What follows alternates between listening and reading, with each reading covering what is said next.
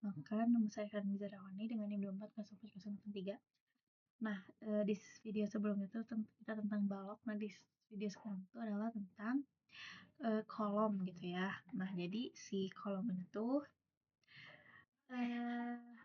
dengan hasil analisis gaya dalam yang dipakai untuk penentuan balok dan kolom adalah hasil perhitungan cross plus pergoyangan. Nah, jadi kita tuh dengan perhitungan kolom 45 kali 35 dan 35 kali 35. Nah, sebelum kita mulai, nah ini ada data materialnya. Di mutu betonnya ada di 25 MPa MPa. Nah, terus di tulangan lelehnya di 400 MPa. Terus di faktor reduksinya ada di 0,8 dan di beban aksialnya kita ada di 0,65. Nah, terus di B1-nya ada 0,85 dan di B-nya tuh ada di 1. Nah, terus ketebalan si selimut beton itu ada di 40 mm ya. Nah, ini tebal selimut. Nah, sekarang kita ke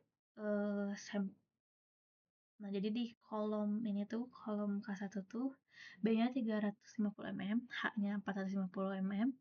Di kolom 2-nya tuh sama ya, B-nya sama, tapi di H-nya tuh jadi 350 mm.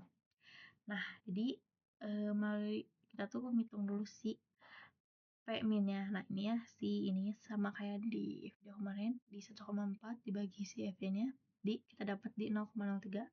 Nah, sedangkan dari si kondisi balance-nya tuh ada di 0,027.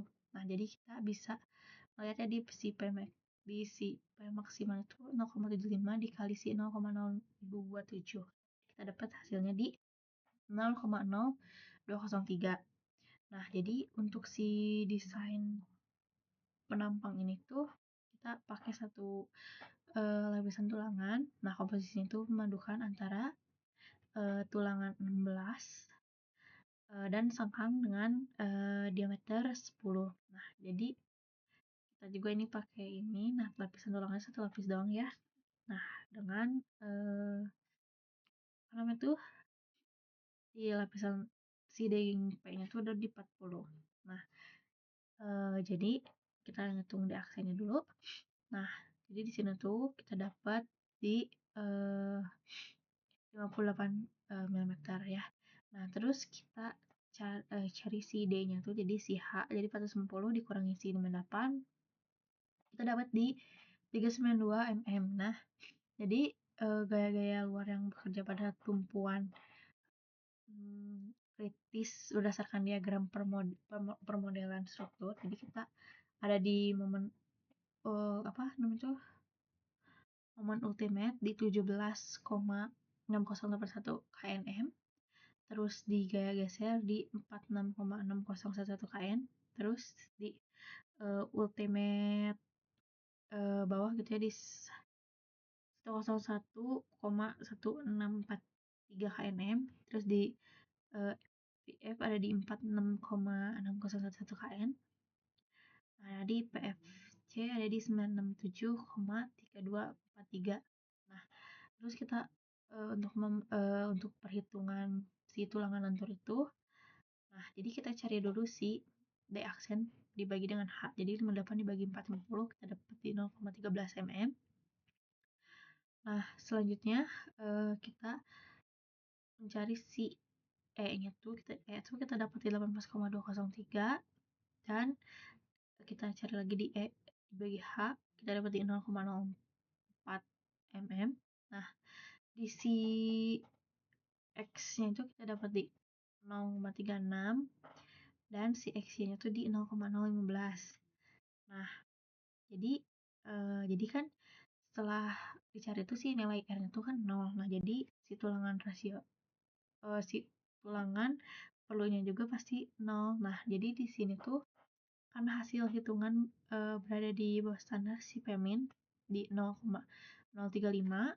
Nah, maka kita wajib menaikkan si rasionya tuh mengikuti si batas bawah peraturan itu di 0,0035.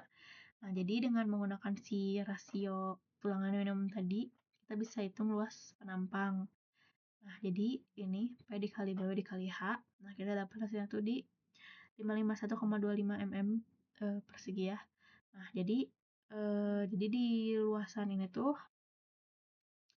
kita bisa distribusikan menjadi beberapa batang tulangan fisik. Nah, jadi berdasarkan kontrolnya itu kita dapat di 3 buah tulangan utama per baris.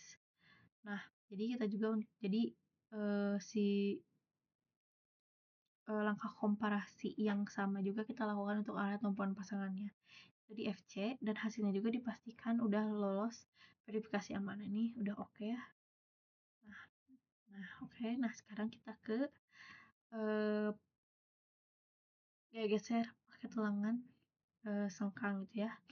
Nah, jadi di ini tuh kan si sengkang itu kan dibagi menjadi 10 segmen.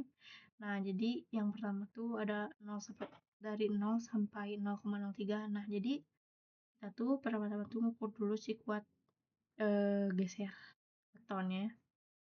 Nah, kita dapat di 114,33 kN. Nah, udah kayak gitu.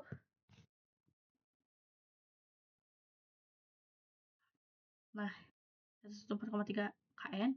Nah, terus di sini tuh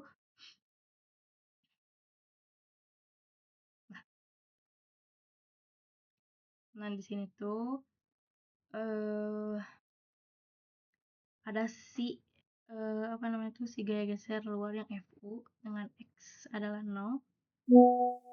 Nah,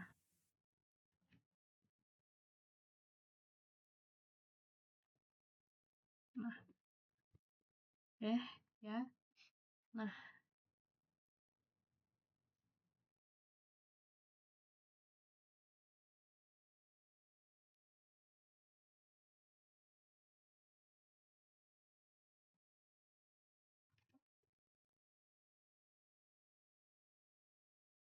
oke ya. Jadi kita harus hitung dulu si kuat geser betonnya. Nah, di sini si F-nya itu dapat 114,33 kN.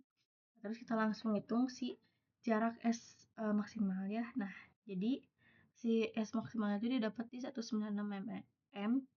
Nah, jadi si S maksimal itu ditentukan dengan rumus S maksimal adalah 98.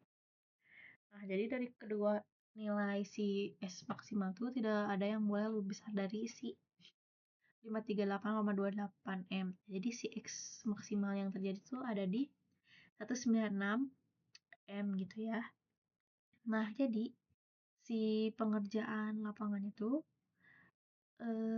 jadi dibulatin gitu ya.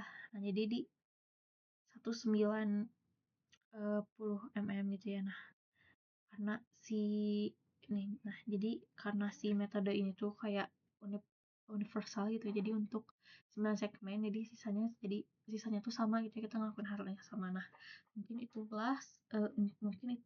itu seluruh rangkaian dalam menentukan konfigurasi tulangan utama dan senggang pada kolom kita gitu ya.